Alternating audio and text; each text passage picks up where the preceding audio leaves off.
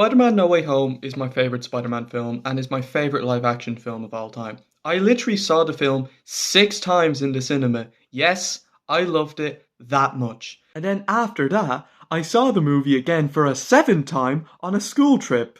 And I still loved it. With the movie now released on Blu-ray and DVD here in the UK and Ireland, I decided to do a spoiler review. So if you haven't seen Spider-Man No Way Home, then don't watch this video. But if you have seen it, enjoy the video. So the first half of the movie went a little differently than I had expected from the trailers with the introduction of the villains. The introduction of Doc Ock went as I expected, but then I expected it to go like this.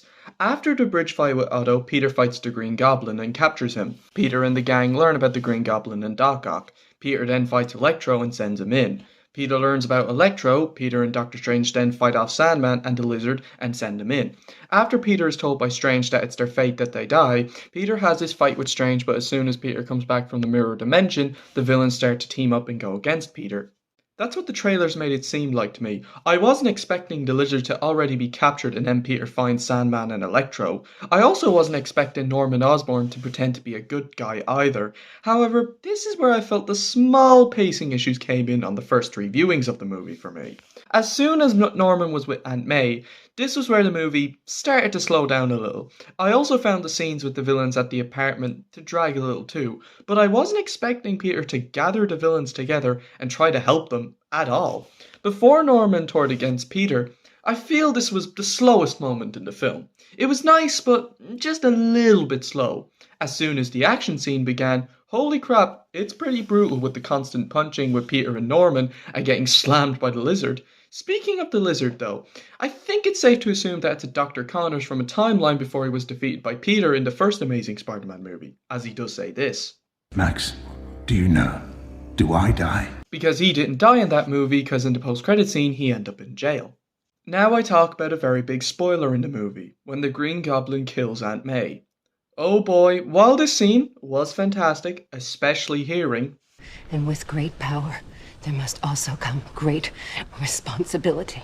And while it is very emotional and very tragic, I will admit, for the story of the 3 movies, it does feel a little forced. It's done brilliantly for the story of this film, absolutely, but looking at the 3 films together, I can't help but find it just a tiny bit forced because in the first 2 movies, Aunt May was really pushed to the sideline and didn't have a lot of bonding moments with Peter. So really, I feel if her relationship with Peter was developed further in the first 2 movies, the death of Aunt May would have hit harder in this film in my book.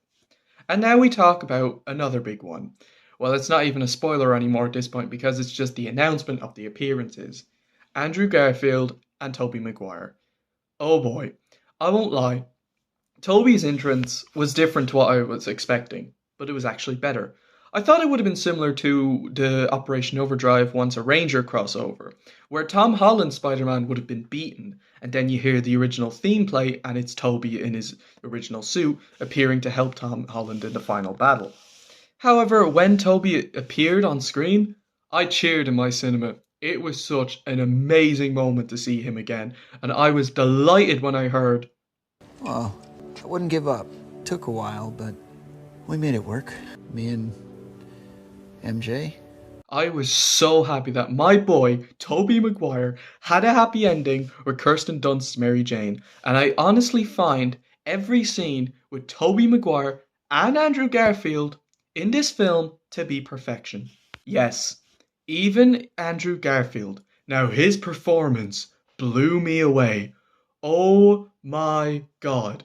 I really don't like the first Amazing Spider-Man. I found the second one to be meh, and I thought Andrew Garfield, while he was a very good Spider-Man, he just wasn't the right one to play Peter Parker. But in this film, I was massively surprised by how perfect his performance as Peter Parker was. String theory, multidimensional reality, and matter displacement. All real? Yeah. Knew it. We good? We good? I'm lame compared. Like, I fought a Russian guy in a rhinoceros machine. He actually acted like a nerd in this one, and his performance was outstanding as Spider-Man. Hey, Max! I missed you, man! I absolutely loved his entrance, and I was so happy he was the first one to appear, as he was the second actor to play Spidey. Hi! No, it's okay, I'm a nice guy.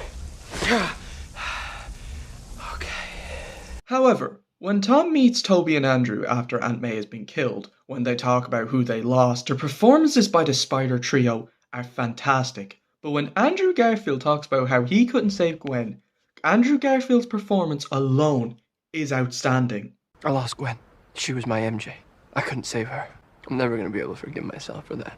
But I carried on, tried to keep being the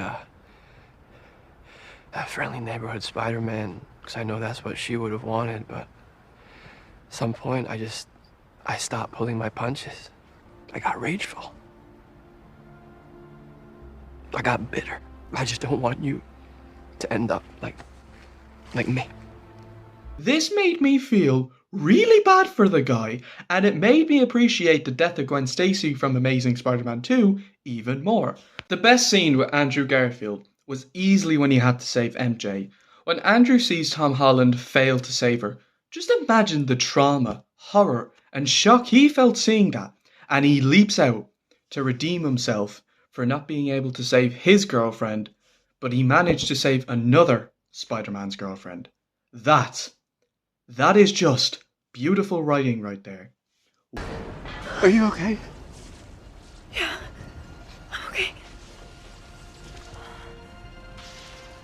Are you okay? Well done, Andrew Garfield.